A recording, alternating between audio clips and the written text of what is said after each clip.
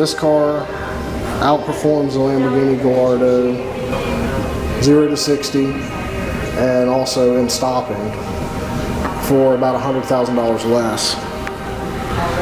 The cost of maintenance, if you prepay for Audi Care on a R8 V10 Plus, costs essentially what it would cost on a Q7. So cost of ownership is relatively inexpensive. Expensive things that you're going to have, you have on all supercars, tires, brakes, that sort of thing. But your overall maintenance, your first maintenance on that R8 is free at 5,000 miles. First maintenance on a Lamborghini or a Ferrari or another supercar, very expensive, in the tens of thousands. The brakes on this one are scalloped. The scalloping is another way to dissipate the heat. Where on the 10 Plus, it has the optional carbon fiber. Carbon fiber is very strong, as well as dissipates heat very quickly. So they're gelled and they're slotted. Right. This one's Pirelli, the other one's Continental, but they're the same size. Does that just have to do with one of the packages? Yeah, it's they're both speed rated tires. They can handle the speed the vehicle will go. So they're rated at higher top speed than a standard consumer tire. Right. When they race these cars in the Le Mans type races, the 24-hour races, Audi's forced to detune that car. The V10 Plus is too powerful. They have to detune it before they can track race it. Even in the factory trim, even the same one you get off the showroom, they have to detune that just to be eligible to enter. Now, granted, it's going to have roll bars in it, one seat, fuel cell, all that stuff will change, but the engine itself is still too powerful. It's an unfair advantage. No, now the Quattro system itself, they're both Quattro, every R8. That's part of the unfair advantage. The Quattro all-wheel drive system that Audi has is race proven. Well, this one's manual, that one's an automatic. But other than that, is the rest of the drivetrain, as far as the differentials, the power split, all that's the same, right? Yes. Essentially, the V10 Plus, you're looking at a Lamborghini Gallardo powertrain. Developed by Lamborghini? The engine that's in it is the same engine that's in the Lamborghini Gallardo. The difference is then the transmission, the Quattro all-wheel drive system is Audi system. So it's Lamborghini technology with the Audi drivetrain. You pay a little bit more than you would pay for a Corvette to get an R8. This one right here, only slightly more than you would pay for a Corvette. You're getting a mid-engine supercar. Now, if you've driven a mid-engine car, it has a different handling and characteristics on the track, even on the road. You can't touch it in any other car you have to add hundreds of thousands of dollars to get the same car with the same capabilities. So the R8's bang for your buck. Yeah. Is basically unbeatable. Pretty much. Same with most Audis. Most Audis, when we compare with our competitors, the dollar for dollar value, Audi wins. Because some of your Lamborghini Gallardos are only rear-wheel drive. Some of your Lamborghini Gallardos are going to be an all-wheel drive, but it's not the Audi Quattro. The Audi Quattro, the way that it distributes power when you lose traction, most people will lose their nerve before it loses its traction. So when you hop on it, you're more than likely going to back out of it before you break free. A lot of people like the V8. The V8, I mean, you've got plenty of power. I don't see a problem with either one of them. The sound of a V10 sounds great. A lot of people will connect with the fact that the engine is the same as in a Lamborghini Gallardo. They'll like that. They'll say, wow, this is, I'm driving the Bull, when they're not. They're driving something that, in my opinion, is a little bit better. But the 8-cylinder,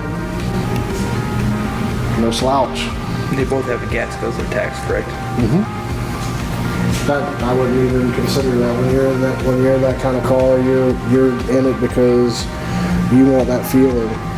A lot of that feeling isn't from going close to 200 miles an hour. A lot of that feeling is the idle, the sound of the engine. When you're decelerating, then you feel the power and the torque of the engine actually slowing you down. The automatic transmission is quicker. Most people, myself included, still love a manual transmission. You feel the car. But in the manual transmission now is the most tame it's been in 2014. It actually makes that car easy to drive around town. Where the models before, they took a little bit of work.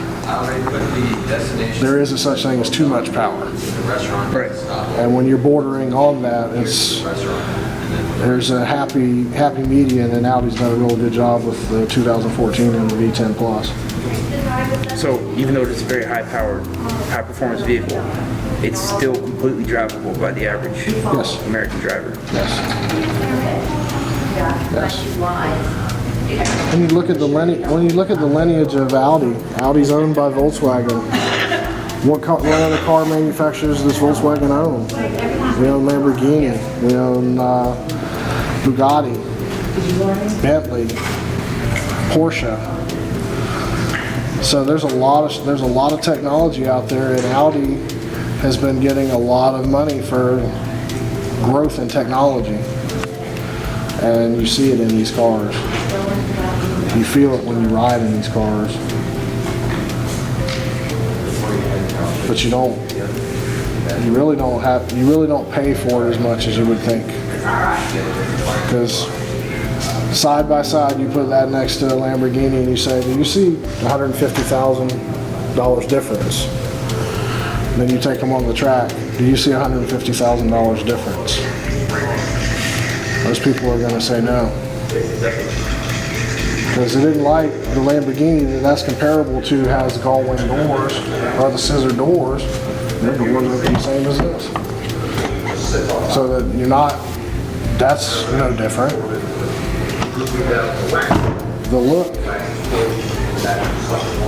what was it, iRobot? Years ago, they had a futuristic car. That looks like the car that was in that. It looks like something from the future. You recognize it when you see it. It's not anything about the car or the design, it's the shape. It's, when you see it, you know that it's something made to go fast without even realizing what it is. Just the profile alone. The sound alone lets you know that it means business. But it's that way throughout all of Audi's different other cars. I mean, they stand out. They're just now catching on in America. I mean, Audi worldwide is number 1. Number 3 in the U.S. Not based on quality, based on popularity. Most people don't know about them. So it's worth learning. It's worth driving, experiencing. Honestly, you're looking at a car with the right modifications could very well. The Lamborghini Gallardos that they twin turbocharge have close top speeds and close times to what a Bugatti Veyron is. The Super Sport, the new one, $3.6 million car. And do the same thing to an Audi, a little bit lighter car. What's possible there? Then you have a car that one has a $191,000 sticker, probably another $150,000 in modification, and you've got a car that you can actually drive that would outperform the world's fastest production car. Well, what's possible? I'm Steven Anderson. Please stop by Audi Jacksonville and come see our R8s. Let us take you for a drive.